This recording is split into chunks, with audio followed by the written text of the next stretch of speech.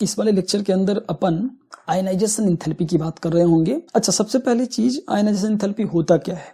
तो ionization enthalpy का मतलब होता है कि इसके आउटर मोस्ट से इलेक्ट्रॉन हटाना, राइट। अगर तुम इसके कन्फिगरेशन को लिखते हो, नाइट्रोजन के कन्फिगरेशन को, तो इसमें 2 होगा, इसमें 2 होगा, इसमें 3 होगा। कैसे मैंने लिखा?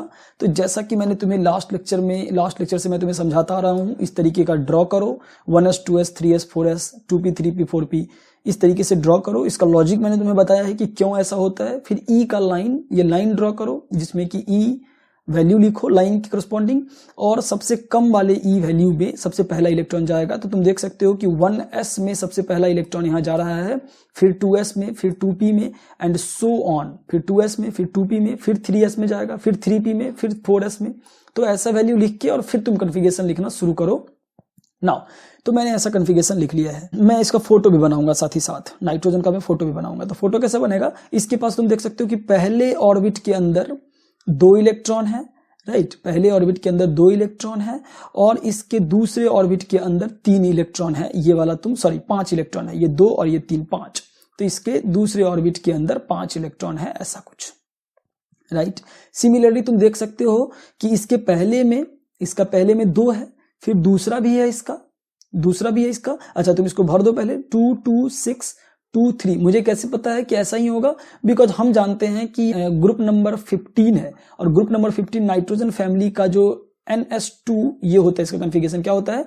NS2 NP3 ये होता है, लास्ट का यही होएगा, राइट। और उससे पहले वाले लोग भर चुके होंगे, तो उससे पहले वाले लोगों को मैं भर दे रहा हूं, और लास्ट वाले 2 लोगों को मैं ऐसे लिख दे रहा हूं, ठीक है। इस वाले केस में भी यहाँ पे 2 इलेक्ट्रॉन जाएगा, यहाँ पे 2 जाएगा, यहाँ पे 6 जाएगा, यहाँ पे 2 जाएगा, यहाँ पे 6 जाएगा। नाउ अब अगर यहाँ की हम बात करें तो कितना इलेक्ट्रॉन? 33 हमें एडजस्ट करना है, 10 हो चुका है, ठीक है। 10 और हो चुका है, 20 हो चुका है, राइट। इसमें 10 और जाएगा, 30 हो चुका है, इसमें 3 जाएगा, राइट। तो इस तरीके का इसका कन्फिगरेशन आ गया। नाउ तो सिमिलरली तुम देख सकते हो कि इसका मैं पहले फोटो ड्रॉ कर लूं। अगर इसका मैं फोटो ड्रॉ करूंगा तो एक और बाहर में होगा, और जिसमें कि 5 इलेक्ट्रॉन है। तो कुछ इससे मतलब इसके साइज के करस्पॉन्डिंग इसमें अगर हम बात करें तो एक और ऑर्बिट ऐड हुआ है, राइट। अगर ऑर्बिट की बात करें तो इसमें नंबर ऑफ ऑर्बिट 2 ही था, इसमें 3 हुआ। तो ऐसी बात है कि इससे नीचे आओगे तो साइज थोड़ा इंक्रीज होगा।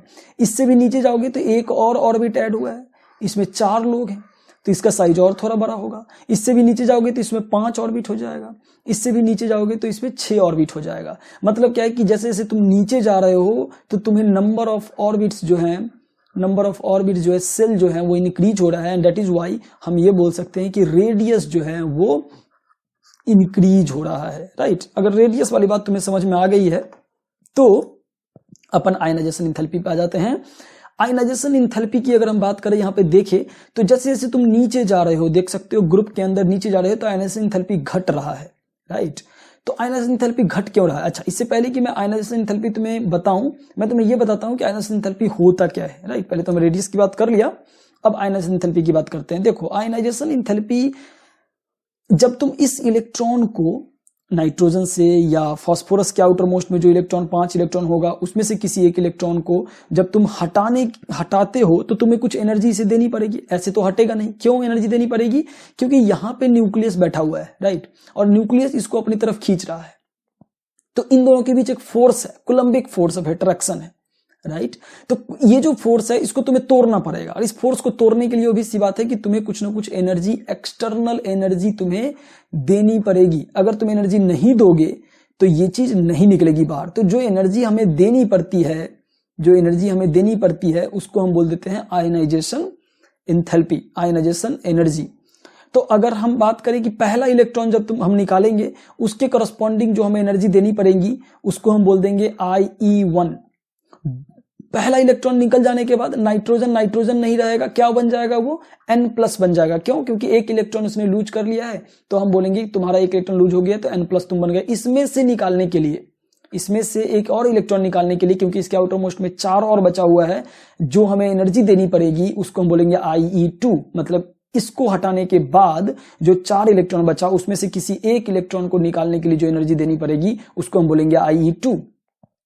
और फिर इसको हटाने के बाद अगर हमारा क्या बन जाएगा, नाइट्रोजन। नाइट्रोजन अब नाइट्रोजन नहीं रहा, नाइट्रोजन 2+ बन गया होगा। अब इसमें से जो एक इलेक्ट्रॉन निकलेगा उसमें अगर जो एनर्जी हमें देनी पड़ेगी उसको हम बोलेंगे Ie3। तो क्या इसके बाद जो निकालेंगे उसको Ie4 बोलेंगे? हाँ, Ie4 बोलेंगे। तो ये चीज होती है आयनाइजेशन एनर्जी, राइट। तो पहला जो क्वेश्चन और बड़ा बेसिक क्वेश्चन है वो ये है कि तुम्हें क्या लगता है कि आयनाइजेशन एनर्जी 1, 2 और 3 इसमें से कौन ज्यादा बड़ा होगा? तो एक ऑब्वियस सा जो रीजन होता है वो ये होता है कि देखो यार, जैसे ही एक इलेक्ट्रॉन हटा, राइट, अगर मैं तुम्हें, ये न्यूक्लियस है और इसके चारों तरफ ये तुम्हारा फर्स्ट ऑर्बिट है ये वाला, और ये वाला तुम्हारा सेकंड ऑर्बिट है। तो अगर तुम पहला इलेक्ट्रॉन इसमें से हटा लेते हो, जैसे ही तुम इसमें से पहला इलेक्ट्रॉन हटाओगे, जैसे इसे 5 इलेक्ट्रॉन में से एक पहला इलेक्ट्रॉन, ये वाला इलेक्ट्रॉन तुम जैसे ही हटाओगे, तो ये बंदा जो है, जो न्यूक्लियस है, वो पहले 5 लोग मिलके 5 लोगों पे न्यूक्लियस एक्ट कर रहा था कुछ इस तरीके से, राइट। 5 लोगों पे न्यूक्लियस एक्ट कर रहा था कुछ इस तरीके से। नाउ अब क्या होगा कि न्यूक्लियस अब 4 ही लोगों पे एक्ट करेगा, राइट। न्यूक्लियस क्या होगा, 4 ही लोगों पे एक्ट करेगा, तो 4 लोगों को ज्यादा इफेक्टिव रूप से न्यूक्लियस अपनी तरफ खींच पाएगा, जिसके कारण से हम देखेंगे जैसे ही चीजें, एक इलेक्ट्रॉन जैसे ही हटी, n से जैसे ही n+ बना, तो इसका साइज जो है वो छोटा हो जाएगा, इसका साइज थोड़ा सा छोटा हो जाएगा, जिसके कारण से हम क्या बोलेंगे कि इसका साइज जैसे ही छोटा होगा तो इसका डिस्टेंस जो है इलेक्ट्रॉन से वो घट जाएगा, राइट। और हम जानते हैं जो कूलम्बिक फोर्स होता है वो इनवर्सली प्रोपोर्शनल होता है डिस्टेंस के स्क्वायर का। अगर डिस्टेंस घटा मतलब फोर्स काफी ज्यादा बढ़ गया होगा। तो मैंने क्या बोला, फिर से मैंने बोला कि एक इलेक्ट्रॉन जैसे ही हटेगा तो रेडियस जो है वो क्या हो जाएगा, डिक्रीज हो जाएगा। क्यों रेडियस डिक्रीज होगा? क्योंकि इफेक्टिव रूप से पहले 5 लोगों को खींच रहा था, अब इफेक्टिव रूप से 4 ही लोगों को खींच रहा है, जिसके कारण से जो रेडियस होगा थोड़ा सा श्रिंक होगा। और श्रिंक होने की वजह से तुम देख सकते हो कि जैसे ही रेडियस अगर श्रिंक हुआ तो हम बोलेंगे कूलम्बिक फोर्स जो है वो काफी ज्यादा बढ़ गया होगा 2 लोगों के बीच में। किसके बीच में? इलेक्ट्रॉन और न्यूक्लियस के बीच में। इन दोनों के बीच जो फोर्स लग रहा होगा काफी बढ़ गया होगा, इन दोनों के बीच जो फोर्स लग रहा होगा काफी बढ़ गया होगा, इसके बीच जो फोर्स लग रहा होगा काफी बढ़ गया होगा। तो ये जैसे ही फोर्स इंक्रीज कर गया, राइट, तो हमें जो एनर्जी देनी पड़ेगी इसको हटाने के लिए, इसको तोड़ने के लिए, ब्रेक करने के लिए, वो भी इंक्रीज कर गया होगा, राइट। तो हम बोल सकते हैं कि Ie1 जो देना पड़ा होगा वो थोड़ा सा कम होगा विथ रिस्पेक्ट टू Ie2 और विथ रिस्पेक्ट टू Ie3। तो हम ये बोल सकते हैं कि थर्ड आयनाइजेशन एनर्जी जो होगा वो सबसे ज्यादा होगा, सेकंड वाला उससे कम और फर्स्ट वाला सबसे कम। तो हमने ये कंपैरिजन कर लिया थर्ड, सेकंड एंड फर्स्ट के अंदर। नाउ अब हम ये कंपैरिजन ये भी हमने सीख लिया कि यार देखो, जैसे जैसे तुम नीचे जाओगे तो नीचे जाते जाओगे तो तुम्हारा साइज इंक्रीज होता जा रहा है। साइज इंक्रीज अगर होता जाएगा तो इलेक्ट्रॉन के बीच, मतलब यहाँ पे न्यूक्लियस और इलेक्ट्रॉन के बीच का जो डिस्टेंस है वो बढ़ता जाएगा, राइट। और अगर डिस्टेंस बढ़ रहा है तो हम जानते हैं force direct inversely proportional to R square. तो R के स्क्वायर के प्रोपोर्शनल, जितना ज्यादा डिस्टेंस होगा उतना कम ये फोर्स होता जाएगा। तो हम बोलेंगे कि जैसे जैसे हम नीचे जा रहे हैं न्यूक्लियस का जो इफेक्टिव फोर्स है on the outer most electron वो घटता जा रहा है, राइट।